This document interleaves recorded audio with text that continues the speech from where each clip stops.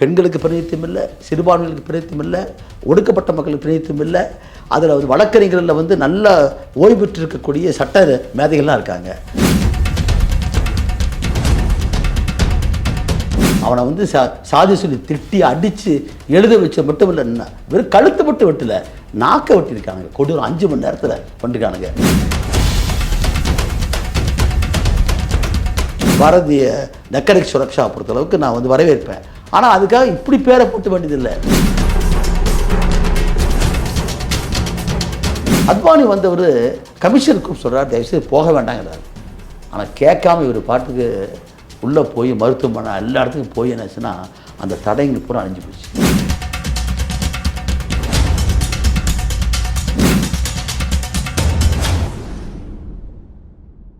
இனிய வணக்கம்.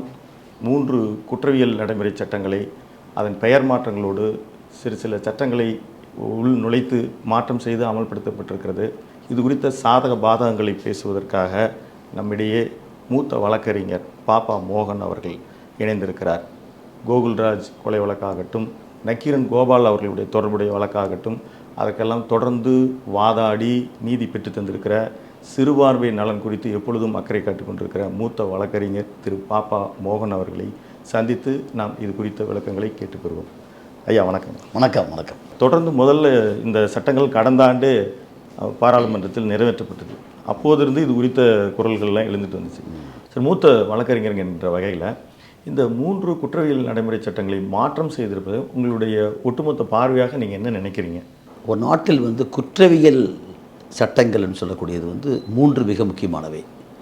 ஒன்று வந்து தண்டனை சட்டம், அதை சப்ஸ்டாண்டிவ் லான்னு சொல்லுவாங்க ஆங்கிலத்தில். சட்டங்களை பற்றிய விளக்கங்களும் அதுக்கு தண்டனைகளை பற்றி பேசுவது.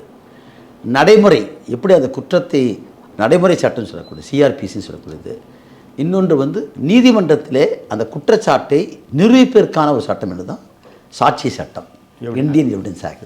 இந்த 3 சட்டம் தான் ஒரு நாட்டில் வந்து சட்டம் ஒழுங்கு பாதுகாப்பதில் அந்த நாட்டிற்கு மிக முக்கியமான ஒன்று. மக்களிடையே ஒரு அமைதியை காத்து வருமுன் காப்பதற்கான முறையில் தடை செய்வதும், அப்படி குற்றம் நடந்த பின்னால் அதை பற்றி முறையான புலனாய்வு செய்து நீதிமன்றத்தில் முன்னெடை செய்து குற்றவாளி தண்டிப்பதும், இந்த 3 சட்டம் மிக முக்கியமானவை. இது வந்து இப்போ 2023 வந்தது அல்ல. நம்முடைய ஒன்றிய அமைச்சர், உள்துறை அமைச்சராக இந்த அமித்ஷா கோவிட்-19 முதல் பாகம் இருக்கிற காலத்திலேயே ஹோம் மினிஸ்டர் தான் இந்த வந்து இந்தியாவில் இருக்கக்கூடிய சட்டங்கள், இந்த 3 முக்கிய சட்டங்களும் பிரிட்டிஷ் ஆட்சி காலத்தில், காலனி ஆதிக்க காலத்தில் கொண்டு வரப்பட்ட சட்டங்கள். 1860 பண்ணது. ஆமாம், 160 ஆண்டுகளை கொண்டிருக்கிற சட்டங்கள் போகிறான். ஆகவே இந்த சட்டங்கள் எல்லாம் மக்களை அடிமைப்படுத்துவதற்காக, ஒடுக்குவதற்காக இருக்கக்கூடிய காலனி ஆதிக்க சட்டங்கள். அவை தண்டிக்கக்கூடிய சட்டங்களுக்கு மாறாக இந்திய நாட்டுக்கேற்ப அவைகள் வந்து நீதி வழங்குகிற சட்டமாக மாற்றணும். ஸோ அவங்க சொல்கிறத வந்து காலனி ஆதிக்கத்துடைய அடக்குமுறை சட்டங்களாக இருந்தவைகள் எல்லாம் மாற்றி நீதி வழங்கக்கூடிய சட்டம், ஜஸ்டிஸ் ஓரியன்ட் என்ற சபையில் தான் ஒரு குழு அமைக்கிறார். அந்த குழு தான் அப்போ வந்து இந்த 3 சட்டங்களுக்கான வந்து திருத்தங்களை புறம் பிரயோகித்து இந்தியா முழுக்க பேச்சுவார்த்தை பண்ண நினைக்கிறாங்க. ஆனால் உங்களுக்கு தெரிஞ்சிருக்கும், உலகமே வந்து வீட்டுக்குள்ளே முடங்கி கிடந்த காலம் இது. லாக் அவுட்னு வந்திருக்கு, யாருமே வெளிவர முடியாது. அப்போ இவங்க என்ன சொன்னாங்கன்னா, நீங்கள் எல்லாருமே இருக்கக்கூடிய வீடுகள் இருந்து கொண்டு 150 வார்த்தைக்கு மிகாமல் உங்களுடைய கருத்துக்களை கொடுங்கன்னு சொன்னாங்க. யார் கொடுக்க முடியும்? அந்த மாதிரி ஒரு விவாதம் நடக்கலை. அதில் பார்த்தீங்கன்னா, இந்த குழு அமைக்கப்பட்ட போது இந்தியா என்பது ஒரு பன்முகத்தன்மை கொண்டிருக்கிற நாடு. இதில் வந்து வழக்குரைஞர்கள், நீதிபதிகள், ஓய்வு பெற்றிருக்கிற சட்டமேதைகள், மக்கள் பிரதிநிதிகள், சிறுபான்மையர்கள், ஏன்னா எல்லாத்தையும் உள்ளடக்கி கொண்ட ஒரு குழுவாக அமைத்திருக்க வேண்டும். அப்படி அமைக்கலை. அதையே நாம் வந்து அன்றைக்கி வந்து எதிர்த்தோம். நான் அந்த சமயத்தில் வந்து நான் ஒரு இது நடத்திட்டு இருந்தோம், இளம்பழக்கங்களுக்கான முறையில் வந்து ஒரு சட்ட காணொலி முகாம் நடத்திட்டு இருந்தோம். அப்போ நாங்கள் இதெல்லாம் சொன்னோம். அது எப்படி நீங்கள் ஒரு சிறுபான்மை இல்லாமல் பெண்களுக்கு பிரதிநிதித்துவம் இல்லை, இந்த நாட்டில் பெண்கள் சரிபாதி இருக்கிறான், பெண்களுக்கு பிரதிநிதித்துவம் இல்லை, சிறுபான்மைகளுக்கு பிரதிநிதித்துவம் இல்லை, ஒடுக்கப்பட்ட மக்களுக்கு பிரதிநிதித்துவம் இல்லை. அதில் வந்து வழக்கறிஞர்களில் வந்து நல்ல ஓய்வு பெற்று இருக்கக்கூடிய சட்ட மேதைகள்லாம் இருக்காங்க, நீதிபதிகள், வழக்கறிஞர்கள். இவங்களை கொண்டிருக்கிற குழு ஒரு ஜனநாயகபூர்வமான குழுவாக இல்லாமல் இருந்தது. அதுவே தவறுன்னு சொன்னோம். அதுக்கு பின்னால் பார்த்தோம்னா அந்த அன்னைக்கு பிரயோகிக்கப்படுத்தப்பட்ட அந்த திருத்தங்களைத்தான் 2023ஆம் ஆண்டு வந்து அப்போ பழைய பாராளுமன்றம், இங்கே இருக்க பாராளுமன்றம், அன்றைக்கி 140 உறுப்பினர்கள் அதான் சொல்கிறோம். அப்போ வந்து என்ன இதை கொண்டு வராங்க. அது என்னன்னு கொண்டு வராங்க, நம்ம நாடு பிரிட்டிஷாரால் வந்து 2 நூற்றாண்டுகளுக்கு மேலே ஆண்டு கொண்டிருக்கிறது. நமக்கென்று ஒரு அரசியல் சாசனத்தை உருவாக்கியிருக்கிறோம் 1950களில். அந்த அரசியல் சாசனத்துடைய உறுப்பு 348ல் சட்டங்களை பொறுத்தவரை ஆங்கிலம் தான் சொல்லிக்கிறோம். ஏன்னா உச்சநீதிமன்றத்தில் போய் நீங்கள் ஹிந்தி பேச முடியாது, தமிழ் பேச முடியாது. எல்லாற்றுக்கும் இணைக்கக்கூடிய மொழியாக இருப்பது வந்து அங்கே வந்து ஆங்கிலம் தான். ஸோ ஆங்கிலம் மட்டும்தான் அங்கே வந்து அஃபிஷியல் லாங்குவேஜாக இருக்கிற போது, நீங்கள் இந்தியா முழுக்க இருக்கக்கூடிய வந்து பல மாநிலங்களை கொண்டிருக்கக்கூடிய இந்தியாவில் வந்து நீங்கள் இந்திய தண்டனை சட்டத்துக்கு பதிலாக பாரதிய நியாய சங்கீதா பேர் இருக்குது. ஆமாம். அது குற்றவியல் நடைமுறை சட்டத்துக்கு பாரதிய நக்ரிக் சுரக்ஷா சங்கீதா, சாட்சிய சட்டத்துக்கு பாரதிய சாட்சி அதிநயன். இந்த 3 பேரை போட்டுக்க வேண்டிய அவசியம் என்ன? இந்த 3ம் என்ன மொழி என்று கேட்டால் இந்தி மொழி மட்டுமல்ல, மாறாக சான்ஸ்கிரிட்டைஸ்டு ஹிந்தி. அது வடமொழி கலந்திருக்கிற ஒரு இந்தியை கொண்டு போடுறாங்க. இதை பற்றி குறிப்பிடும்போது அவங்க வந்து நாங்கள் பேர் தான் வந்து நாங்கள் இப்படி ஹிந்தியில் சான்ஸ்கிரிட் கலந்து வச்சுருக்கோமே தவிர இங்கிலீஷில் தான் நாங்கள் வந்து அதை மென்ஷன் பண்ணுறோம், பிஎன்எஸ் அது மாதிரி. அது தப்புது. அதான் சொல்கிறேன். ஏன் அப்படின்னு கேட்குறேன். அப்போ அதுக்கு நீங்கள் வந்து ஒரு 150 ஆண்டு காலம் பழக்கப்பட்டு வந்திருக்கக்கூடிய அதே வைக்கிற தப்பு என்ன? நான் கேட்குறது வந்து இந்தியா முழுக்க இருக்கக்கூடிய மக்களுக்கு 150 ஆண்டுகளுக்கு மேலாக it has been tested by time. Judicial ப்ரொனவுன்ஸ்மெண்ட்லேயும் விவாதங்களையும் பேச்சுக்கள்லையும் வந்திருக்கக்கூடிய ஒன்று. அதையே தொடர்ந்து வச்சுக்கிட்டு எளிமை நோக்கம் என்னென்னா எளிய முறையில் நீதியை கொடுப்புன்னு சொல்கிறீங்க. அப்போ எளிய முறையில் நிதி கொடுக்க போயில மொத்தம் நம்ம நாட்டில் இருக்கக்கூடிய 38 மாநிலங்கள் இருக்குது, 8 யூனியன் பிரதேசங்களுக்கு போகாமே 140 கோடி மக்களை கொண்டிருக்கிற நாடு இது. பல மொழிகளை கொண்டிருக்கிற நாடு, பல இனங்களை கொண்டிருக்கிற நாடு. இதில் எதுக்காக நீங்கள் அப்படி இந்தியில் போட்டு திருத்த வேண்டிய அவசியம் என்ன? நான் என்ன சொல்கிறேன்னா, உங்களுக்கு ஏற்கனவே தெரியும் article 14 equality before law, equal protection of law என்பதும், அதே மாதிரி no discrimination on the basis of caste, creed, sex, religion and place of birth, பாகுபாடு கூடாது. இந்த 2 தான் அடிப்படை. 24 மொழிகளில் நாம் தேசிய மொழிகளாக அங்கீகரிக்கப்பட்டிருக்கிற போது எல்லா மொழிகளுக்கும் ஈக்குவல் ஸ்டேட்டஸ், ஈக்குவல் ரைட் கொடுக்குங்கிற போது நீங்கள் ஒரு இந்தி மொழிக்கு மட்டும் முக்கியம் தரீங்க. அப்போ அதுவே ஒரு நோக்கமாக இருக்கிறதுல பாரதியே என்று சொல்வதில் ஒரு நோக்கம் இருப்பதாக என்னை போன்ற இருக்கிற வழக்கில் கருதுகிறோம். இதனுடைய சொந்த கருத்து என்னன்னா, வந்தே பாரத் ரயில் எல்லாம் பாரதியம் கொண்டு வருதுன்னா இந்த நாட்டை ஒரு பன்முகத்திருந்த கொண்ட நாடு, ஒரு சமஷ்டி கூட்டாட்சி கொண்டிருக்கிற நாடு. இதெல்லாம் federalism is a fundamental of the நம்ம நாட்டுடைய மிக பேசிக் ஸ்ட்ரக்சரில் ஒரு கூட்டாட்சி தன்மை கொண்டிருக்கிற நாடுகளில் பல மாநிலங்களை கூட்டு சேர்ந்து தான் யூனியன் ஆஃப் இந்தியான்னு சொல்கிறோம். நம்ம அதில் போய் நீங்கள் திணிக்கிறது எதுக்காகன்னு கேட்குறேன். அப்போ அதில் வந்து ஏதோ நோக்கம் இருப்பதாக கருதுகிறோம், அதுக்கு ஒரு அவசியம் தேவையில்லைன்னு கருதுகிறோம். அப்படி கொண்டு வரும் மூலமாக பிஜேபியுடைய ஆட்சியுடைய ஒரு கோரிக்கை முழக்கம் என்னென்னா, ஒரே நாடு, ஒரே மதம், ஒரே வரி, ஒரே தேர்தல். இந்த இதில் கொண்டு வந்து பாரதம் என்பதை கொண்டு வந்துங்கிற இந்தியா தட் இஸ் பாரத் ஏற்கனவே இருக்குது. இந்தியன் கான்ஸ்டியூஷன்ல பார்த்தீங்கன்னா India that is Bharat article 1 அப்படி ஆமாம் இருக்குது. அப்போ பாரத்னு இருக்கிற போது இது எதுக்கே நீங்கள் பாரதின்னு கொண்டு வரீங்க? அப்போ பாரதிய ஜனதா கட்சின்னு சொல்லலாமா? அப்போ அதனால் அதுக்கு ஒரு நோக்கம் இருப்பா நம்ம கருதுகிறோம். ஆகவே அப்படி திடீர்னு கொண்டு வேண்டிய அவசியம் இல்லை. அந்த மாதிரி கொண்டு வரதுக்கு முன்னால் ஒரு விவாதம் வைங்க. டெமோக்ரஸியில் என்ன செய்யணும்? It's a debate, discussion. அதான் ஜனநாயகத்தின் அடிப்படை. ஒரு கருத்தை கேட்பதும் எதிர்கருத்தை கேட்பதும் இதிலிருந்து ஒன்றை உருவாக்குவது வந்து அடிப்படை. அப்படி இல்லாத இருக்கிற காரணத்தால் இந்த தலைப்பே ஒரு நோக்கத்தோடு இருப்பதாக நம்ம ஒன்று கருதுகிறோம். ஒன்று. இரண்டாவதாக, மாற்றம் கொண்டு வரணுமா? கண்டிப்பாக மாற்றம் வேணும். ஏன்னா கால வெள்ளத்தில் வந்து அன்றைக்கு இருந்த காலத்துக்கு இந்த காலத்துக்கும் ஏராளமான மாற்றம் ஏற்பட்டு போகிறான். அது இன்றைக்கி தகவல் தொழில்நுட்பம் வந்த காலத்தில் சயின்ஸ் அண்ட் டெக்னாலஜி மட்டுமல்ல, தகவல் தொழில்நுட்பத்தில் பிரம்மாண்டமான மாற்றம் வந்தாச்சு. இன்றைக்கெல்லாம் எலக்ட்ரானிக்கு, ஆடியோ, வீடியோ, சிசிடிவி இதெல்லாம் பார்த்துருப்பீங்க. பிரம்மாண்டமாக வளர்ச்சி வந்திருக்கு. இந்த மாற்றத்தை உள்வாங்கி கொண்டு திருத்தணுங்கிறத ஒன்றும் மாற்றமே கிடையாது. ஆனால் உண்மையிலேயே இது வந்து ஓவரால் பண்ணிருக்கீங்களா? அமித்ஷா சொன்ன மாதிரி ஓவராலிங் தி கிரிமினல் லாஸ்ன்னு சொல்கிறது என்னென்னா அடிப்படையே மாற்றுவது. அப்படி மாற்ற பள்ளியை நீங்கள் 85 விழுக்காடு அதே தான். 85 விழுக்காடு. அது கூட பாச்சிதம் சொல்கிற போது 95ன்னு சொன்னார். ஆனால் ஒட்டு 3மே பார்த்தீங்கன்னா ஏறக்குறைய 85 விழுக்காடு அதே செக்ஷனு, அதே பிரிவு எண்ணிக்கை மட்டும் மாறுது. 302 கொலை வழக்குன்னா அது வந்து 103 மாறுது. இது வந்து என்ன சிரமம் இருக்குன்னா உங்களுக்கு புரியாது. 30/6/2024 முன்னால் வர வந்து 3 நாளைக்கு முன்னால் அதுக்கு முந்தி நடந்திருக்கக்கூடிய குற்றங்கள், அது சம்பந்தப்பட்ட வழக்குகள் நீதிமன்ற விசாரணைக்கு எதை பயன்படுத்த போகிறீங்க? பழைய சட்டம் தான் பயன்படுத்தும். ஐபிசியை பொறுத்தளவுக்கு பயன்படுத்தும். அது சப்ஸ்டாண்டியல் லா. ப்ரொசீஜர் லா பொறுத்தளவுக்கு வந்து ரெட்ராஸ்பெக்டிவ் எஃபெக்ட் இருக்கு போகிறான்னு சொல்லலாம். வந்து இப்போ நீதிபதி என்ன பண்ணுறாரு, மேஜிஸ்ட்ரேட் கோர்ட் ஆகட்டும் அல்லது வந்து டிஸ்ட்ரிக்ட் ஜட்ஜ் ஆகட்டும், சப்ஜட்ஜ் ஆகட்டும், 30/6/2024 முன்னால் வந்து நடக்கிறதுக்கெல்லாம் ஒரு தனி சட்டத்தை பயன்படுத்துறதும், 1/7/2000 இன்னொரு தனி சட்டம், இது எப்படி எளிமைப்படுத்த முடியும்? இந்த 2 சட்டமுமே நடைமுறையில் இருக்குன்னு சொல்ல வரீங்களா? ஆமாம். இப்போ 30/6க்கு முன்னால் நடந்ததெல்லாம் நீங்கள் மாற்ற போகிறீங்களா? நீங்கள் 30/6/2024 இந்தியாவில் இருக்கக்கூடிய மொத்தம் வழக்கு எடுத்தீங்கன்னா ஏறக்குறைய சுப்ரீம் கோர்ட்டில் 56,000 வழக்கு தேங்கி இருக்குது. அதே மாதிரி இதில் போகிறான் பார்த்தீங்கன்னா மாநில ஹைகோர்ட்டில் தேங்கிருக்குது. அப்போ 4.5 கோடி வழக்கில் தேங்கி இருக்குது. ஏற்கனவே இருக்கக்கூடிய 4.5 கோடி வழக்கில் குற்றவியல் வழக்குகளுக்கு போகிறோம். அதுதான் பயன்படுத்தும். 1ஆம் தேதிக்கு வரக்கூடிய வழக்கு மட்டும்தான் புதுசாக. அப்போது நீதிபதி இந்த கேஸை பார்க்கும்போது இந்த சட்டத்தை பார்த்துக்கணும், அந்த வழக்கை தொடர்ந்து பார்க்கும்போது அதை பார்த்துக்கணும். இது எப்படி ஒரு நீதிமன்றத்தில் வந்து எளிமைப்படுத்துவது, விரைந்த நீதி, ஸ்பீடி ஜஸ்டிஸ் சொல்லுங்கள். அவர் அப்படி தான் சொன்னார்.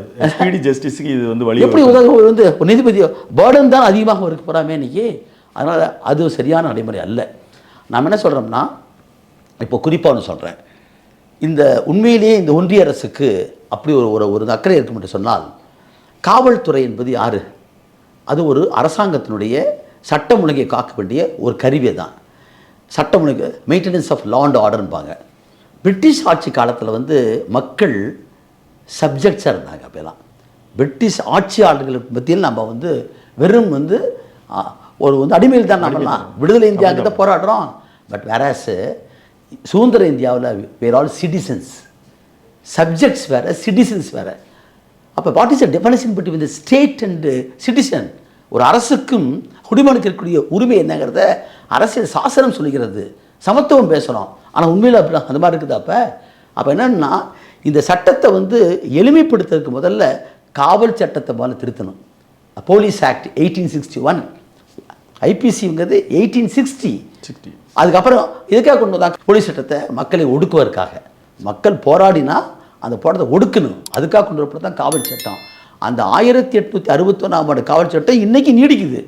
சுப்ரீம் கோர்ட்டில் வந்து Prakash Singh versus union of இந்தியாங்கிற கேஸ் 2006 ஓய்வு பெற்ற டிஜிபிஸ் 3 பேர் போட்டாங்க. இந்த காவல் சட்டம் பழைய காவல் சட்டத்தை வச்சுருக்கிற பிரிட்டிஷ்கார காலத்தில் இதை ஜனநாயகப்படுத்தப்படணும் என்று சொல்லி ஒரு பெரிய அற்புதமான வழக்கு போட்டு இன்னும் அந்த வழக்கு பெண்டிங் இருக்குது. அந்த வழக்கை கேட்ட உச்சநீதிமன்றம் சோலீஸ்வர் ஆப்ஜின்னு சொல்லக்கூடிய ஒரு மூத்த வழக்கறிஞருடைய தலைமையில் ஒரு கமிட்டியை போட்டு, நம்ம நாட்டில் தான் எல்லா ஸ்டேட்ஸ் எல்லாம் இருக்கிறதுனால எல்லா ஸ்டேட்ஸ் இருக்கக்கூடிய ஸ்டேட் மினிஸ்டர்ஸ், ஹோம் மினிஸ்டர்ஸ், லா மினிஸ்டர்லாம் வச்சு இந்த காவல் சட்டத்தை மாற்றுக்கன்னு சொன்னாங்க.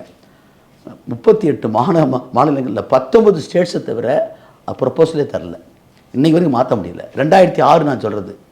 இந்த காவல் சட்டத்தை எப்படி மக்களுக்கேற்ப அதை மாற்றங்களை போட்டு உத்தரவு கொடுத்துருக்காங்க. அது முக்கியமாக சொல்கிறாங்க என்னென்னா, ஒரு கொலை நடக்குதுன்னு வச்சுங்க, அந்த கொலை நடக்கக்கூடிய காவல்துறை இன்ஸ்பெக்டர் இருக்கார்ல, அவர் தான் ஸ்டேஷன் ஹவுஸ் ஆஃபீஸர். அந்த கொலை நடந்த இடத்துக்கு போகிற நேரத்தில் மினிஸ்டர் வருவார் எங்கள் ஊருக்கு. உடனே என்ன பண்ணுவார், அங்கே போவாரா இங்கே போவாரா, நேராக மினிஸ்டர் தான் போவார். இல்லைன்னா அவர் பிடிச்சிக்குவாங்க ஆளுங்கட்சிக்காரன். அங்கே யார் போவா தெரியுங்களா? ஏடையா போவார். அவர் தான் உண்மையிலே வெளியிட்டு வருவார். இதை மாற்ற சொன்னாங்க. லா அண்ட் ஆர்டரையும் இன்வெஸ்டிகேஷனையும் பிரிங்கன்னு சொன்னாங்க. 2006 இன்னைக்கு வரைக்கும் அந்த திருத்தத்தை சுப்ரீம் கோர்ட் முன்மொழி வைத்து அமல்படுத்தலை. பரவாயில்ல. காவல்துறை உடைய சித்திரவதை, கொலை, சாத்தான்குளத்தை போல நம்ம நாடு வந்து ஐநாம் மன்றத்துடைய உறுப்பினராக இருக்கிறோம். 1986 வந்து என்ன பண்ணிருக்காங்கன்னா, மனிதர்களை காவல் நிலையத்தில் வைத்து சித்திரவதை என்பது மனித உரிமைகளிலேயே மிக கொடூரமான வந்து மீறல் அது. அப்போ அது வந்து என்னென்னா, சித்திரவதை, டார்ச்சர் என்பதை ஒரு குற்றமாக மாற்றுன்னு சொல்லி இந்தியா கையெழுத்து போட்டிருக்காதுல ஐநாம் மன்றத்துடைய ஜெனீவா கான்ஃபரன்ஸில். 1986 இன்றைக்கி நம்ம எத்தனை ஆண்டுகள் கடந்துருக்குது. அது ஐபிசியில் வந்து டார்ச்சர் வார்த்தை இன்றைக்கி வரைக்கும் குற்றமாகலை. ஸோ நீங்கள் அஃபென்ஸில் வந்து சப்ஸ்டாண்டிவ் லாவில் வந்து மாற்றணுமே இல்லையா? இது போன்ற மாற்றங்களை செய்ய வேண்டியதுலாம் ஒன்றுமே இல்லையேங்க. நீங்கள் இப்போ நவீனப்படுத்துகிறேன், எளிமைப்படுத்துகிறேன், நீதி வழங்குறேன்னு சொல்லிட்டு யாருக்கு இந்த நீதி இருக்குது? ஏழை மக்கள், ஒடுக்கப்பட்ட மக்கள், தலித்துகள், ஆதிவாசிகள், இவளை போன்றக்கூடிய சமமற்ற மக்களை மேலும் அவங்களை துன்புறுத்த மாதிரி இருக்க தவிர, இன்னும் சொல்லப்போனால் இன்ஷார்ட் என்ன சொல்லணும்னா, இது காவல்துறைக்கு அதிகமான அதிகாரத்தை கொடுக்கிறது. இந்திய அரசாங்கத்தை ஒரு காவல் ராஜ்யமாக மாற்றி போலீஸ் ஸ்டேட்டாக மாற்றுது. அதுதான் எங்களுடைய குற்றச்சாட்டு. நடைமுறை நாங்கள் பார்க்குறோம், இத்தனை வழக்குகளில் பார்க்குறோம். ஒரு எளிய மனிதன் வந்து காவல்துறையில் ஸ்டேஷனில் போய் கொடுக்க முடியுமா வந்து புகாரை? ஏற்கனவே வந்து குற்றவியல் நடைமுறை சட்டத்தில் இப்போ இருக்கிறது பாரதிய நக்ரக் சுரக்ஷா சங்கிதான் சொல்கிறீங்க.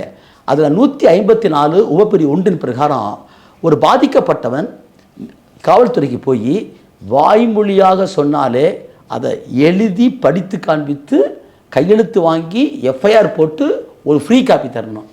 என்னுடைய 45 ஆண்டு கால இதில் சொல்கிறேன், எத்தனை காவல் நிலையத்தில் வந்து ஒரு எளிய மனிதன் வந்து லுங்கி கட்டின வந்து மண்டை உடஞ்சி போய் ஸ்டேஷனுக்கு போனால் வாயிலேஷன் எழுதுறாங்க. இன்றைக்கு வரைக்கும் கிடையாது தோழர், இன்றைக்கு வரைக்கும் கிடையாது. ஏதாவது 1-2 இருக்கலாம் எக்ஸப்ஷன். இந்த மாதிரி 0 எஃப்ஐஆர் இப்போ நான் சொல்ல வரேன். இதை வந்து சுப்ரீம் கோர்ட் கடைசியாக என்ன பண்ணுறாங்கன்னா, பல உங்களுக்கு தெரியும் ஹைகோர்ட்டில் ஒரு தீர்ப்பு எடுப்பாங்க. தமிழ்நாடு ஹைகோர்ட் சென்னை ஹைகோர்ட் கொடுக்குற தீர்ப்புக்கும் உத்தரப்பிரதேஷ் கொடுக்கக்கூடிய தீர்ப்புக்கும் சில சமயம் முரண்பாடுகள் இருக்கும். ஒருத்தர் வந்து ஒரு 4 வீதி தள்ளி கொலையாயிடுச்சுன்னு சொல்லிட்டு ஒருத்தர் புகார்கள் தர வர்றான். அந்த புகாரில் சொல்கிற விஷயம் உண்மையாக இல்லையாங்கிறத தெரிஞ்சுக்கிறதுக்காக போய் பார்த்துட்டு வந்து தான் போடணும்னு சொல்கிறாங்க ஒரு ஹைகோர்ட். இல்லை அது பிடிக்கக்கூடிய குற்றம், காக்னிசபிள் அஃபென்ஸ், ஆகவே கட்டாயமாக போடணும்னு சொல்லி ஒரு ஸ்டேட் சொல்லுது, ஒரு ஹைகோர்ட் சொல்லுது. இந்த கான்ஃப்ளிக்ட் ஆஃப் ஜட்ஜ்மெண்ட்ஸ் வரும்போது தான் சுப்ரீம் கோர்ட்டில் சதாசிவம் நம்முடைய தமிழ்நாட்டுக்காரரு அவருடைய தலைமையில் இருக்கக்கூடிய அந்த ஜட்ஜ்மெண்ட்டு 2013ஆம் ஆண்டு வந்து லலிதகுமாரி வெர்சஸ் ஸ்டேட் ஆஃப் யூபிங்கிற வழக்கில் அவங்க என்ன சொன்னாங்கன்னா, பிடிக்கக்கூடிய குற்றம்னா என்ன, காக்னிசபிள் அஃபென்ஸ்னால் நீதிமன்றத்தின் உத்தரவு இல்லாமல் பிடிக்கக்கூடிய குற்றம். செக்ஷன் 41A வந்து இருக்கிற குற்றம், அது 41 வரும். அதுக்கு வந்து கட்டாயம் நீ போடணும், எஃப்ஐஆர் போட்டே ஆகணும்னு சொன்னாங்க. மேண்டேட்ரின்னு சொல்லி செட்டில் பண்ணுறாங்க. எப்போ ஒரு 50 ஆண்டு காலம் 30 ஆண்டு காலம் இந்த வழக்கு இந்தியா முழுக்க போராடி கருத்து சுப்ரீம் கோர்ட்டுக்கு வந்து சுப்ரீம் கோர்ட்டுடைய ஃபுல் பெஞ்ச் உட்காந்து தீர்மானம் பண்ணுது. இப்போ 173வது பிரிவு புதுசாக வந்துருக்கிறது இல்லை, அந்த மாதிரி போட வேண்டிய அவசியம் இல்லை. அது என்ன பண்ணுறாங்கன்னா, அதை போய் விசாரணை பண்ணி, இட்ஸ் கால் ப்ரீலிமினரி என்கொயரி, ஒரு முதன்மை விசாரணை செஞ்சு போடலாம். அது எவ்வளோ காலம்? 5 நாள் இருக்கலாம், 7 நாள் இருக்கலாம். அப்போ என்னாச்சு, பல வழக்குகளில் பொய் வழக்காக போடப்படுவதும் பல பேரை சேர்க்கறதுக்குமே காரணம் தான். அந்த டைம் கேப் கொடுத்தீங்கன்னாவே ஒரு 5 மணி நேரம் 2 மணி நேரம் தாமதமாக வந்துச்சுனாவே நடத்தம். அது அங்கே இருக்கக்கூடிய காவல்துறை அதிகாரி அங்கே சாதியமாகவோ பணக்காரனாகவோ அரசியல் கட்சி சாதகமாகவோ அந்த வழக்கில் ஒருத்தனை திருத்தலாம், அது எடுத்து போக வைக்கலாம், அது வாய்ப்பு கிடைச்சிருக்கும். இப்போ அந்த மாதிரி மாற்றிருக்கீங்க. இது என்ன பெரிய மாற்றம் இருக்குது எனக்கு புரியல. அதே போல் தேச துரோக வழக்காக பிரிட்டிஷ்காரர்களால் போடப்பட்டது. நம்ம பாரதியார் உட்பட பல மீது தேச துரோக வழக்குகள் போடப்பட்டிருக்கு. அந்த 124 நீக்கியிருக்குன்னு சொல்கிறாங்க, அதை பற்றி? அது கிடையாது, நீக்கியிருக்கேன்னு அந்த வார்த்தையும் இது எடுத்துக்காங்க. நீங்கள் சொன்ன மாதிரி 1860 கொண்டு வரப்பட்டது தான் இந்திய தண்டனை சட்டம். இதில் திருத்தம் பண்ணுறாங்க. எப்போனா, என்னைக்கு இந்த India national liberation movement Gandhi தலைமையில் இந்தியா முழுக்க வெடிக்க ஆரம்பிச்சதோ அப்போ தான் இந்த கிரிமினல் கான்ஸ்பிரசி 120B, செடிசன், ட்ரீசன்கிறது ராஜ துரோகம், செடிசன்கிறது தேச துரோகம், பாலகங்காதர திலகர் மேலேயும் மகாத்மா காந்தி மேலேயும் போடப்பட்டது தான் 124A. அந்த வழக்கில் எப்படி அர்த்தம்னா, ஆட்சிக்கு பிரிட்டிஷ் ஆட்சிக்கு எதிராக ஒருவர் வந்து எ ஃபீலிங் டிஸ்அஃபெக்ஷன் டுவர்ட்ஸ் ஸ்டேட்டுக்கிறான். நினைச்சாலே போதும், நீங்கள் செயல்பட வேண்டிய அவசியமே கிடையாது. இன்டென்ஷனுங்கிறது தான் எப்பயுமே அடிப்படை. மென்சிரியான்னு சொல்லுவாங்க, நம்ம இதில் எங்களுடைய குற்றவியல் இதை சொல்லுவாங்க. எங்கள் நோக்கம், ஒருத்தர் கொல்லணும்னு நோக்கம் இருக்கு பாருங்கள், இட்ஸ் கால் மென்சிரியா. அந்த குற்ற எண்ணமும் ஆக்டஸ் ரியஸ் செயலும் கலந்தால் தான் குற்றம் வர முடியும். அது இப்போ. ஆனால் அப்போ அப்படி இல்லை. ஒரு ஆட்சிக்கு எதிராக அரசுக்கு எதிராக ஒருத்தன் வந்து நினைச்சாலே போதுக்கிறான். Feeling disaffection towards the state itself is offence under 124A. அதுதான் பாலகங்காதர திலகரும் காந்தி தண்டிக்கப்பட்டாங்க. சுதந்திரத்துக்கு பின்னால் நாம் போராடி நமக்குன்னு ஒரு சுதந்திர இந்தியா வந்தாச்சு. அப்போ ஆப்ஜெக்ட்ஸு, இப்போ சிட்டிசன்ஸ் இருக்கக்கூடிய நாட்டிலையும் அந்த சட்டம் தொடர்ந்துச்சு. 1962ஆம் ஆண்டு வந்து Kedarnath Singh versus state of Bihar வழக்கில் 5 பேர் கொண்ட நீதிபதி கொண்டு திருப்பி அற்புதமாக கொடுத்தாங்க. ஸ்டேட் என்பது வேறு, கவர்மெண்ட் என்பது வேறு. Government is elected with the people once in 5 years. 5 ஆண்டுக்கு ஒரு முறை தேர்ந்தெடுக்கப்படுறது தான் அரசாங்கம். அரசு என்பது it's a creature of statute constitution. So 5 ஆண்டுக்கு ஒரு முறை ஒருத்தர் ஆட்சிக்கு வரும்போது அந்த ஆட்சியுடைய கொள்கைகளை விமர்சிக்கிறதுக்கு எனக்கு முழு உரிமை இருக்குது மக்களுக்காக. ஏன்னா நம்ம நாடு, எனக்கு உண்டான வாழ்வியலுடைய பொறுப்பு எனக்கு இருக்குது. ஆர்டிகல் 21ல் என் வாழ்வுரிமையும் ஒரு பாதிக்கப்பட்டால் நான் நீதிமன்றத்துக்கு போராடலாம். அப்போ நீ நாம் போராடி விமர்சிக்கக்கூடிய உரிமைன்னு சொல்லக்கூடிய அந்த ஃபேர் கிரிட்டிசிசம் என்பது ஆர்டிகல் 19 உண்டு. உங்கள் மாதிரி கூடிய ஊடகங்கள் இப்போ வந்து இதில் லீக்ஸ்ன்னு சொல்லி நியூஸ் லீக்ஸ்ன்னு சொல்லி டெல்லியில் அற்புதமான ஊடகம் என்பது என்ன, மக்களோடு ஊடாக சென்று போயவர்கள் அவங்க. அதை 4வது தூண் சொன்னாங்க. ஜெகல்கா, விக்கிலீக்ஸ் எத்தனையோ பார்த்துக்கிறோம் வந்து. ஆமாம், இங்கே நக்கீரன் பற்றி உட்பட நான் பல பேர் சொல்கிறவங்கலாம் மக்கள் அதாவது ஒரு ஒரு உண்மையை அரசு தான் சொல்லணும் அவசியம் கிடையாது. A truth can be brought to the people by anybody. நீங்களும் பண்ணலாம், நானும் பண்ணலாம். அதில் வந்து பொய் இருந்ததுன்னா பொய்க்காக கேஸ் போட வேறு விஷயம். ஆனால் உண்மை இருந்ததுன்னா உண்மையை அறிவிக்கலாம். அப்படி தான் வீரப்பன் யாருன்னு தெரிய வந்தது, பிரேமானந்தாங்கிறது யாருன்னு தெரிய வந்தது, எத்தனையோ பேருடைய அம்பலமாக்கிற வந்து அக்கிரமம் தெரிய வந்துச்சு. அரசு வந்து தன்னுடைய செயலுக்கு மறைக்கும். அப்போ அப்பேற்பட்ட ஒரு உரிமையை வந்து இப்போ நீ என்ன பண்ணிக்கன்னா, ஏற்கனவே ஒம்புட்ஸ்டாங்கிற கேஸில் வந்து சுப்ரீம் கோர்ட் 2022 இந்த சட்டமே தேவையில்லை, இந்த பிரிவே தேவையில்லை, அந்த சட்டத்தை இனிமேல் போடக்கூடாது, சட்ட திருத்தம் வருகிற வரை அதை வந்து ஒதுக்கி வைக்கணும், டு கீப் இன் அபையன்ஸ்னு சொல்லுவாங்க பேர் வச்சாங்க. இப்போ நீங்கள் டெலீட் பண்ணுறேன்னு சொல்லிக்கிறீங்க 124A. ஆனால் 152 என்ன, 152வது பிரிவு அதை விட மோசமான ஒன்று. அதாவது any act endangering the sovereignty, integrity, unity and security of the நேஷனுங்கிற, இதை விட மோசமானது. ஒரு செங்கலை வச்சு மேலே கேஸ் போடலாம். இப்போ திருவண்ணாமலையில் ஒரு விவசாயி போராடும் போது அவன் மேலே கேஸ் போட்டாங்க. இதே திமுக அரசாங்கம் போட்டாங்க. விவசாயி போராடுறான், அவன் மேலே போடுறீங்க.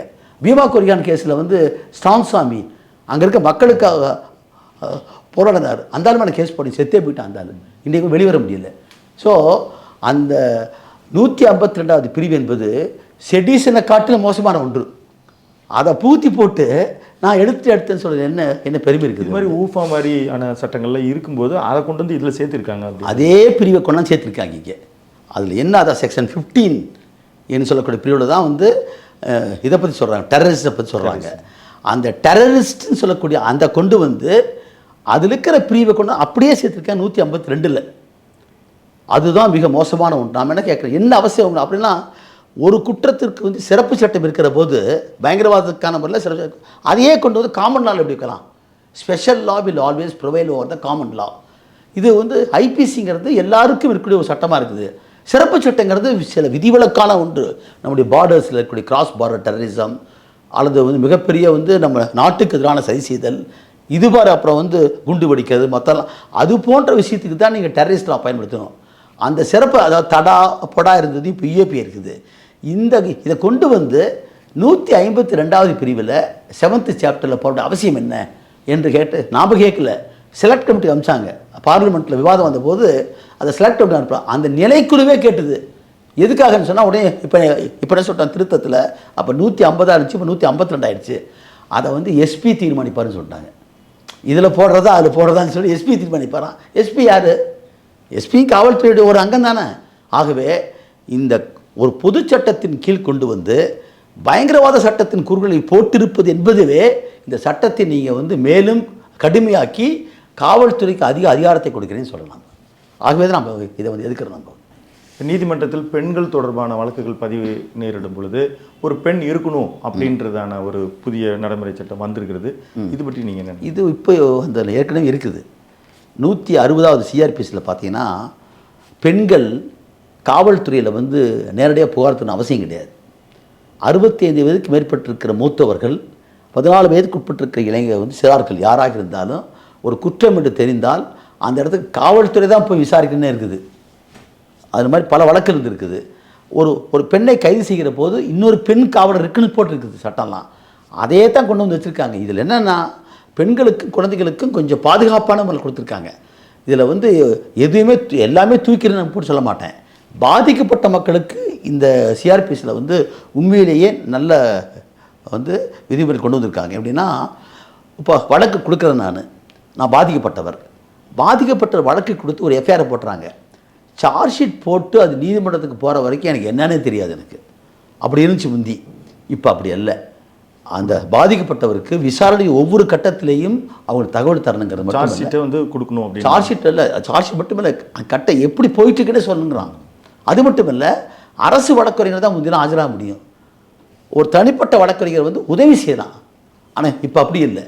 பாதிக்கப்பட்டவர் விரும்பினால் இப்போ எப்படி சிறப்பு சட்டத்தில் கோகுல்ராஜ் கேஸில் என்ன நியமித்தாங்க, அதே போல் இப்போ வந்து இந்த சிஆர்பிஎஸில் வந்து நல்ல விஷயம் என்னன்னா, பாதிக்கப்பட்டவர்கள் தாங்கள் விரும்புகிற வழக்கறிஞரை வைத்துக்கொண்டு வாதாடலாம். இப்போ இதெல்லாம் ஒரு பாராட்டக்கூடிய விஷயம் தான். அது இப்போ 0 எஃப்ஐஆர்னு ஒன்று இருக்கு. ஆமாம், அது குறித்து பேச்சு இருக்கு. இதுவும் ஏற்கனவே இருந்ததுங்களா? ஆமாம். அதாவது நம்முடைய 3 சட்டங்களுமே நீதித்துறையில் வந்து ஜுடிஷியல் இன்டர்பிரிட்டேஷன் அப்படிங்கிற முறையில் அவைகளெல்லாம் சோதனைக்கும் விவாதத்திற்கும் உள்ளாக்கப்பட்டு செட்டில்டாக வந்தாச்சு. அதாவது பாராளுமன்றம் நிறைவேற்றுகிற சட்டம் என்று ஒன்று உண்டு. அதான் சட்டம், ஸ்டாச்சுட்டரிங்கிறது வந்து அவங்க தான் செய்கிறது போகிறாங்க. அதாவது சட்டம் இயற்ற அதிகாரம் பாராளுமன்றத்துக்கு உண்டு. ஆனால் நீதிமன்றங்களில் வந்து உச்சநீதிமன்றமாகட்டும் உயர்நீதிமன்றமாகட்டும் ஆர்டிகிள் 141 ஜட்ஜு மேடு லான்னு ஒன்று இருக்குது. அவர்கள் வந்து நீங்கள் சட்டம் அதுக்கான முறையான சட்டம் இல்லாத போது உச்சநீதிமன்றம் பார்த்து சில கைட்லைன்ஸ் கொடுக்கலாம். டிக்டம் சொல்லுவாங்க அது பேர். அது article 141 judge made law it's a binding precedent. உச்சநீதிமன்றம் கொடுத்துருக்க அந்த வழிகாட்டுகள் ஒரு சட்டத்துக்குரிய அத்தனை விதமான பலம் உண்டு. அது ஏற்கனவே உண்டு. 0 எஃப்ஐஆர் நீங்கள் இப்போ நம்ம இதில் எடுத்து பாருங்கள், மொத்தம் 14 செக்ஷன்ஸுக்கு மொதல் காலம் இருக்கும். அந்த 14 காலத்தில் பார்த்தீங்கன்னா 14வது காலத்துக்கு முன்னால் பார்த்தீங்கன்னா குற்றம் நடந்திருப்பது இந்த காவல் நிலைய எல்லைக்கு அப்பாற்பட்டிருந்தால் சம்மந்தப்பட்ட காவல் நிலையத்திற்கு இந்த புகாரை அனுப்பிவிடலாம் போட்டிருக்குது. தமிழ்நாட்டில் ஜெயலலிதா இருந்தபோது ஜிஓ போட்டிருக்காங்க. இதுக்குன்னே பெண்கள் பொருளாக பல பேர் பாதிக்கப்படுறாங்கன்னு சொல்லி அவங்க எங்கிருந்தாலும் கொடுக்கலாம்னு சொல்லியிருக்காங்க. அதை வந்து இன்றைக்கி வந்து சட்டமாக்கியிருக்காங்க. அவ்வளோதான், சட்டத்தை கொண்டு வந்திருக்காங்க. அவ்வளோதான். அதை தவிர ஏற்கனவே இருக்குது. அது போகிறோம் 0 எஃப்ஐஆர்னு போட்டு வார்த்தைகளையே தவிர ஜட்ஜ்மெண்ட் லாவில் அது உண்டு. பல மாநிலத்தில் அப்புறம் டிஜிபி சர்க்குலர் போட்டிருக்காங்க. அக்யூஸ்டு வந்து ஒரு 15 நாளைக்குள்ளே நம்ம போலீஸ் கஸ்டடியில் எடுத்துக்கணும், இல்லைன்னா அதுக்கு மேலே அவங்களுக்கு எடுக்க முடியாது அப்படின்னு இதுக்கு முன்னால் இருந்ததாகவும், இப்போ வந்து அவங்க வந்து 60 நாட்கள், அதுவும் ஒரு சீனியர் கவுன்சிலர் கபில் சிபல் வந்து 90 நாளைக்கு வரைக்குமே கூட அவங்க கஸ்டடியில் வைத்துக் கொள்ளலாம் அப்படின்ற மாதிரி வந்திருக்குங்க. ரொம்ப ரொம்ப முக்கியமானது வந்து கஸ்டடி ஜூரிஸ்ப்ருடன்ஸ். எப்பயுமே விஆர் கிருஷ்ணர் சொல்லுவார், fail is a rule, jail is an exception பாரு. பிணை என்பது விதி, சிறை என்பது விதி விலக்கு. எப்பயுமே ஒரு பாதிக்கப்பட்டவன் வந்து உள்ளே வச்சிங்கன்னா அவனை பிணையில் தான் விட முயற்சி பண்ண. ஏன்னா அவனுக்கு ஒரு வாய்ப்பு தரணும். உள்ளே வச்சு ஆளை ப்ரீ ட்ரையல் கன்விஷன் பண்ணக்கூடாது. அதாவது விசாரித்த பிறகு தான் அவன் குற்றவாளின்னு சொல்லப்படுறான். அதுக்கு வந்து குற்றம் சாட்டப்பட்டவர் தான். இந்திய நாட்டுடைய நம்முடைய சட்ட நடைமுறையில் வந்து குற்றம் சாட்டப்பட்டவன் வந்து நிரபராதியாக கருதப்பட வேண்டும் தான் சட்டம் இருக்குது. அமெரிக்கா மாதிரியோ மற்ற நாடுகள் மாதிரி அல்ல இங்கே. ஏன்னா இந்த நாட்டில் ஒன்றும் படிக்காதவன் இன்னும் வந்து மிகப்பெரிய அளவுக்கு வந்து இதெல்லாம் இருக்குது. ஒரு மேற்கத்திய நாடுகள் மாதிரி இல்லை. ஆங்கிலோ சாக்சனாவை தான் பின்பற்ற போகிறாமே. ஒரு புலனாய்வு செய்வதும் நீதிமன்றத்தின் முன்னால் கொண்டு போய் விசாரணைக்கு உட்படுத்துதுன்னு யார் கையில் இருக்குன்னா அரசாங்கத்தின் கையில் இருக்குது. Investigation and prosecution vest with ஸ்டேட்டுன்னு சொல்லுவாங்க. அப்போ அவங்க கையில் இருக்கும்போது நமக்கு என்னன்னே தெரியாது. நீதிமன்றத்தில் கொண்டாந்து சார்ஜ் ஷீட் போடுறதுக்கு அப்புறம் தான் நான் கேள்வியே கேட்க முடியும். அப்போ என்னை பிணையில் விடாமல் முதல் 5 நாட்கள் சட்டம் சொல்லுது 57வது பிரிவு முந்தி இருந்தது 57 சிஆர்பிஸில் ஒருவனை கைது செய்தால் 24 மணி நேரத்துக்குள்ளே கொண்டு போய் நியரஸ்ட் மேஜிஸ்ட்ரேட்டை ஒப்படைச்சிடணும், ரிமாண்ட் பண்ணிடணும். ஏன்னா உங்களுக்கு இன்வெஸ்டிகேஷன் முடிக்க முடியல, 24 ஹவர்ஸ்லேயும் முடிக்க முடியலங்கிற பட்சத்தில் போய் நீங்கள் ரிமாண்ட் பண்ணிடுறீங்க 167 சிஆர்பிஸில். அப்போ வந்து மீண்டும் எனக்கு விசாரணைக்கு வேணும், நீங்கள் பார்த்துக்கலாம். செந்தில் பாலாஜி மேட்டர்லாம் பெரிய இஷ்யூ ஆச்சு தான். அந்த மாதிரி பண்ணிங்கன்னா ஃபஸ்ட்டு ரிமாண்ட் பீரியடு அந்த 15 டேஸ்க்குள்ளே மட்டும்தான் கேட்க முடியும். அதுக்கு மேலே கேட்கக்கூடாதுன்னு சொல்லி 1992ஆம் ஆண்டு வந்து சிபிஐ வெர்சஸ் அனுபம் கேர்னு சொல்லக்கூடிய வழக்கில் தீர்மானிச்சிருக்காங்க. அந்த நடைமுறை தான் இன்றைக்கி வரைக்கும் இருக்குது. ஏன்னா உங்களுக்கு தெரியும், காவல்துறைங்கிறது இன்றைக்கும் வந்து அது ஒரு சித்திரவதை கூடமாக தான் இருக்கே தவிர மக்களுக்கு வந்து ஒரு அக்கௌண்டபிலிட்டியாக இருக்கிற இல்லை. சாத்தான் குழந்தைங்க மற்றனா வெளியே தான் வருதே தவிர நடைமுறையில் இன்றைக்கும் கிராமங்கள் அப்படி தான் இருக்குது. இப்போ என்ன பண்ணிட்டாங்கன்னா, ஒருத்தரை கைது பண்ணி சிறையில் வச்சிங்கன்னா 60 நாளுக்குள்ளார 10 ஆண்டுகளுக்குள்ளே தண்டிக்கூடிய குற்றமாக இருந்ததுன்னா 60 நாளுக்குள்ளே சார்ஜ் ஷீட் போடணும். அதே ஒரு கொலை குற்றமாக இருந்ததுன்னா 10 ஆண்டுகளுக்கு மேலே தண்டிக்கூடிய குற்றமாக இருந்ததுன்னா 90 நாளுக்குள்ளே போடணும். இது வந்து மேண்டேட்டரியாக வச்சுருந்தாங்க. இப்போ என்னென்னா, நீங்கள் போலீஸ் காவலுக்கு எடுப்பதே அது 60 days to 90 days வரைக்கும் வரலாம். 10 ஆண்டுகளுக்குள்ள தண்டிக்கூடிய குற்றமாக இருந்ததுன்னா 60 days வரைக்கும் எடுக்கலாம்னு சொல்லிட்டாங்க. அப்போ என்ன அர்த்தம்? சிறைக்குள்ளேயே சாகுதான்னு அர்த்தம். இப்போ ஸ்டான்சாமி மாதிரி நம்ம செந்தில் பாலாஜி இருக்கார், அவர் குற்றச்சாட்டு பண்ணார்னா குற்றம் நிரூபிக்கப்பட்ட வேறு விஷயம். ஆனால் சிறைக்குள்ளே தான் நீ கிடக்கணும். யார் இவர் மாதிரி கெஜ்ரிவால் மாதிரி கூடிய முதலமைச்சரே நீ ஜெயிலுக்குள்ளே தான் இருக்குன்னு சொன்னால் என்ன அர்த்தம்? வந்து ஓடி போயிடுவார் எங்காச்சும். ஓடி போன மல்லையாவை பிடிக்க முடியல, நீரவ் மோடி பிடிக்க முடியல. எத்தனை வருஷம் ஆகிப்போச்சு. இப்போ தான் ரெட் கார்னர் நோட்டீஸ் கொடுக்குறாங்க. யார் இங்கிலாந்தில் அவர் டிவியில் பார்த்தோம்னா ஃபுட்பால் பார்த்துக்கிறார். அவர் 8000 கோடி ஏமாத்தினவர். அப்போ இது யாருக்கு எதிராக இருக்குன்னு சொன்னால் எப்பயுமே எளிய மனிதனுக்கு எதிராக இருக்குது. விளிம்பு நிலை மனிதர்களாக இருக்கான் பாருங்க, அவன் வந்து இந்த சட்டத்துக்கு முன்னால் நானும் சமமானவன் சொல்லி நியாயம் பெற முடியல. பணக்காரர்களுக்கு எப்பயுமே அவன் வேறு மாதிரி போயிடுது. ஆகவே அதுதான் கஸ்டடி ஜூரிஸ்ப்ருடன்ஸில் வந்து நீ எங்களை வந்து மீண்டும் ஒடுக்குவதற்காக பயன்படுத்துகிற. உதாரணத்துக்கு சொல்கிறேன், உங்களுக்கு ரெமிஷன் ஒன்று இருக்குது. இப்பேரிவாளன் வந்தார், 30 ஆண்டு காலம் காரக்கிரகத்தில் கிடந்தார். அவர் ஒரு பேட்டரி வாங்கி கொடுத்தேன், இது வாங்கி கொடுத்தேன்னு சொன்னவர் தான் அவர். 30 ஆண்டுகள் ஐயா அவருடைய வழக்கு நீ குற்றவாளின்னு தீர்மானிக்கப்பட்டது சுப்ரீம் கோர்ட்டில். அதுக்கு பின்னாலேயும் கூட ஒருத்தரை திருத்த வேணும். எப்பயுமே குற்றம் செய்கிற போது விசாரணையின் போது அந்த குற்றத்தை தான் பார்க்கணும்னு சொல்லி சுப்ரீம் கோர்ட்டு. குற்றத்தை நடந்து நிரூபிக்கப்பட்ட பின்னால், குற்றவாளியான பின்னால் அந்த குற்றம் சாட்டப்பட்ட குற்றவாளியுடைய வாழ்க்கையை பாருங்குது. The socio economic background of the accused convict பர்சன்றாரு.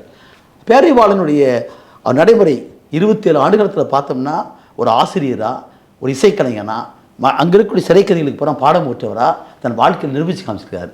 So தன்னுடைய ரிஃபர்மேட்டிவ் தான் நம்ம சிஸ்டமே. கண்ணுக்கு கண் பண்ணுக்கு பண்ணுங்கிறது அரசாட்சி காலத்தில். ஜனநாயகத்தில் அப்படி அல்ல, ஒருத்தனை திருத்தணும். அவன் இன்னைக்கு குற்றம் செய்வதே ஒரு நோய் நிலைங்கிறாரு மகாத்மா காந்தி. ஒரு டாக்டர் அப்படி நோயாளி திருத்துறாரு, அது மாதிரி சிறைச்சாலைகள் அவனை திருத்துறதா இருக்குன்னு சொல்கிறாரு. நீ ரிஃபர்மேட்டிவ் ஜஸ்டிஸில் என்ன பண்ணீங்கன்னா, ரெமிஷன் யார் போட்டால், யாரோ ஒருத்தர் போட்டார், யார் வேணாலும் போடலாம், அது டைம் லிமிட்டேஷன் கிடையாது. அப்படி தான் பல பேர் வெளியே வந்திருக்காங்க போகிறாமல். இப்போ என்ன தெரியும் பண்ணிட்டாங்க தெரியுங்களா, ரெமிஷன் கருணை மணி என்பது சொந்தக்காரன் தான் போடணும், குறிப்பிட்ட காலத்துக்குள்ளே போடணும், அது பிறகு கிடையாதுன்னு சொல்லியிருக்காங்க. தூக்கு தண்டனையை உறுதிப்படுத்துகிறாங்க. இப்போ தூக்கு தண்டனை கூடாதுன்னு சொல்லி போராடுறோம். அரிதிலும் அதுதான வழக்கில் மட்டும்தான் கொடுக்குன்னு சொல்கிறான். உலகத்தில் 150 நாடுகள் வந்து அந்த டெத் சென்டென்ஸை முடிச்சாச்சு. பாலியல் பலாத்காரத்துக்கு தான் அது அதிகமாக மென்ஷன் பண்ணுறாங்க.